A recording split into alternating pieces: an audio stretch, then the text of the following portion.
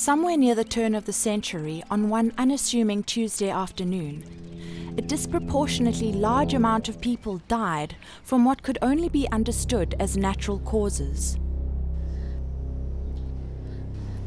None of the deaths that occurred that afternoon were caused by murder or war or violence perpetrated intentionally by humans.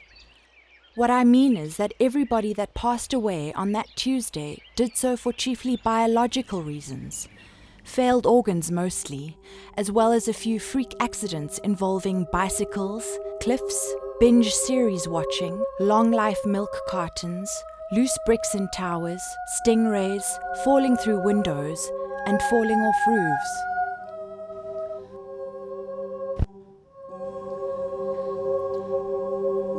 Later that same Tuesday evening, it was discovered that another unprecedented statistical anomaly had broken out. Countless craftspeople, intellectuals, and artists temporarily lost their abilities to perform activities and skills that they had mastered over many years of muscle memory.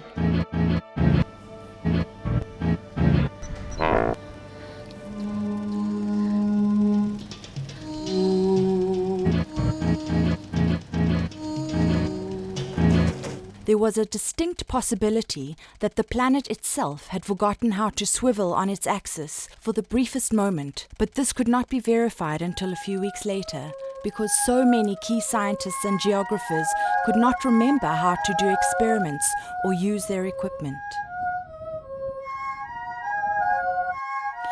Most of the observers and commentators on current events who had retained their skill sets understandably began making links between the two phenomena. Had the wide arc of the Reaper's scythe caused something like a collective memory loss? A planetary vascular dementia? The link between the two events was so interesting that the cause of the original event, the wave of deaths, was more or less forgotten and still remains largely unexplored. The following morning saw record spikes in certain sectors of industry, specifically the business activities of funeral parlors, undertakings, neurology departments, and the temples of many religions and spiritual institutions.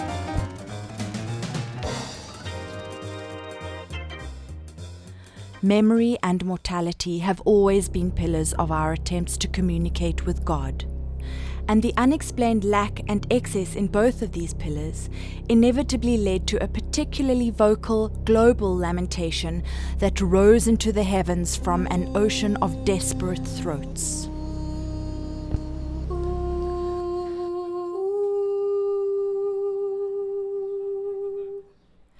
God, it turned out, had taken a bus to the sea a few weeks earlier and kind of washed his hands of the whole business for a while.